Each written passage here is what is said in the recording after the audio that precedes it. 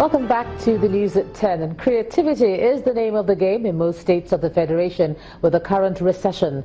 And the Kwara State Governor, Abdul Fattah Ahmed, is asking Nigerians to see the recession as an opportunity for self and national discovery. The governor was speaking when the Emir of Borgu paid him a courtesy visit. No doubt, the unification of this country is sacrosanct, and we must work towards ensuring that we have a unified Nigeria. Because you see, in the real sense, our strength is in our numbers. It's not in our individual languages, it's not in our individual religions, it's not in our individual locations. It is in our number as a country. That is what makes us Nigeria, and that's what makes us stick as a people in Africa. And the moment we lose that, we find out that everything that stands out for us, that makes us unique, goes with it. So if we truly want to see us coming out as a nation, we must take advantage of the God-given opportunities. And this is the best time to do it. When you are in a recession, this is when you can rediscover yourself, take advantage of your strength, forget about the adversities, and then move on as a country. The leadership at the federal level, indeed the president, has said so much that we must hold ourselves together, go through this thick and thin economic situation, and come out as a strong people. To talk about more economic matters and more, let's cross over to business news, and here's Melinda Akinlami.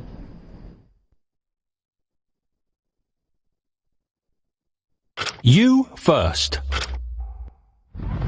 First Bank.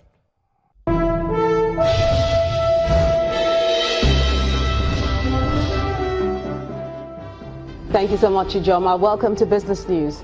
The President has sent the medium-term expenditure framework to the National Assembly. The document shows a proposal to spend 6.8 trillion naira in the 2017 budget, with the debt servicing of 1.6 trillion naira. It also states that 65 billion naira will be spent on the amnesty program, while 350 billion naira will be spent on the special intervention program in 2017.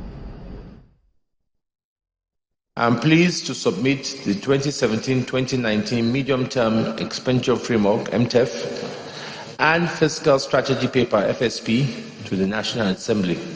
Pursuant to provisions of the Fiscal Responsibility Act of 2007, the preparation towards the submission of the 2017 budget to the National Assembly is progressing well. The MTEF and FSP, which provide the framework for the development of the 2017 budget, was designed against the backdrop of a generally adverse global economic environment, as well as fiscal challenges in the domestic economy. In this regard, the 2017-2019 MTEF and FSP articulates the federal government's economic, social, and developmental objectives, as well as the strategies for achieving these defined objectives and priorities.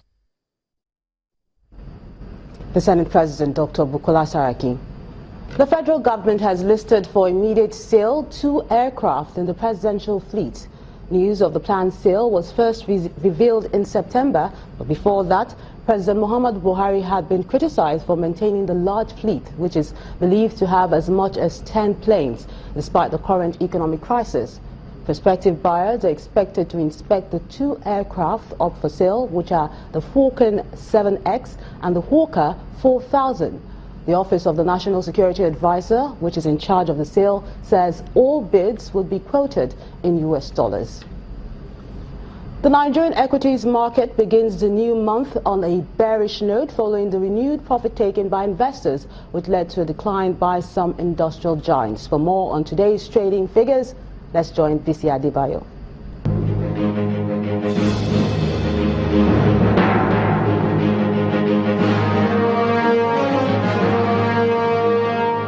Hello and welcome to the stock market report. It was a slow start at the Nigerian equities market as key indicators ended the first trading day for the week and the month of October on a negative note with a 0.2% decline. The all-share index dropped to 28,277.93 with a market capitalization of 9.71 trillion naira. Volume came in at 198.1 million shares, valued at 1.31 billion naira, and exchanged in 2,806 deals. Market breadth was negative, with 19 losers against 10 losers. While top on the losers chart was corn oil with 8.31%, while Carberton and Weber Bank followed with 7.89% and 6.94% each. Champion Breweries was the day's top gainer with 5.58%. Livestock came next with 4.65%. On the volume chart, Access Bank, FCMB and UBA came in at the top 3 category. And that ends the stock market reports. I am BC Adebayo.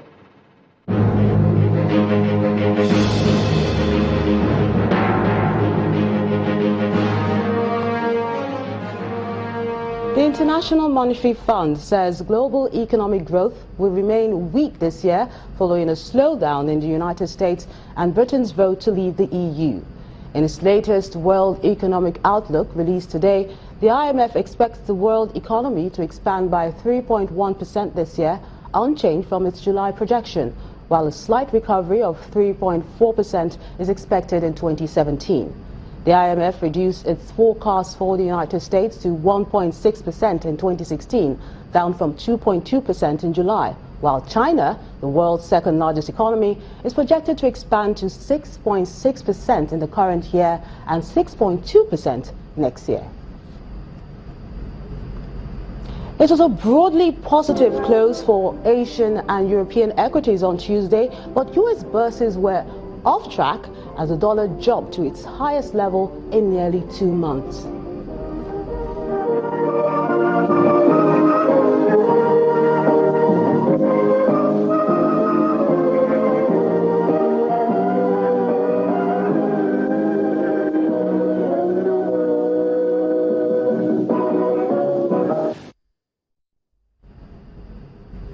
And that's business news. Thank you so much for watching. I'm Melinda Akinlami.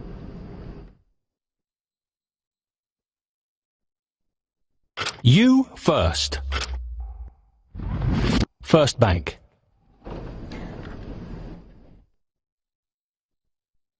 Telecom service provider MTN says its subscribers in Abuja, Port Harcourt and Lagos can now visit the nearest customer service center to upgrade their SIM cards to USIMs, and this upgrade will enable them to enjoy its newly rolled out 4G LTE services at no additional cost. According to MTN's Chief Marketing Officer, the 4G LTE will enhance customers' browsing experience. The company says the development is in keeping with its objective of attaining 30% broadband penetration by 2018. MTN says it's also embarked on aggressive optimization of its sites to beef up its capacity to take on this challenge. It also hopes to roll out this service in other parts of the country soon.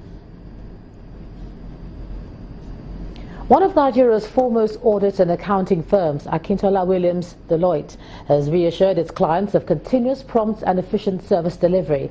The management of the company gave this assurance at the official commissioning of their new office here in Lagos. The official commissioning of the new office facility of Akintola Williams Deloitte takes place at Civic Towers in Victoria Island, Lagos.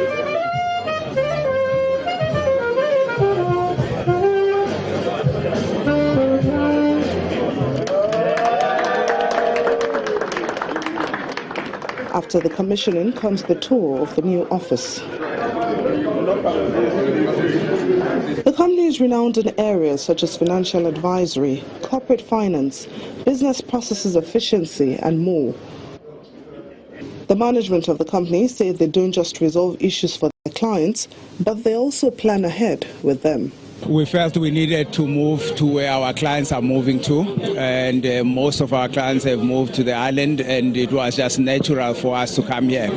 Their clients say Deloitte's services are second to none. As a major client in audit, our trend is to make sure that we move away from audit and do other things, like consulting, IT, and so I think they are ready for such now, and we will definitely engage them in providing such services to us. It is an international company, a very well-respected company in the world. And for us as clients, we're very happy with them. And we're happier that they are coming closer to us. So in terms of speed of attention and turnaround time in terms of how we're able to work with them, I think it's going to be a lot better because the market, in this market, time is money. And so we're happy that Deloitte has come very close to us at this time. And with Deloitte's proximity to her teeming clients, the clients of the company can look forward to better and prompter service delivery. Thank you so very much. Thank you so very much. Globacom has launched the country's first mobile 4G long-term evolution network. At a briefing with journalists today in Lagos, Globacom's management explained that its subscribers will now have access to more data-intensive applications.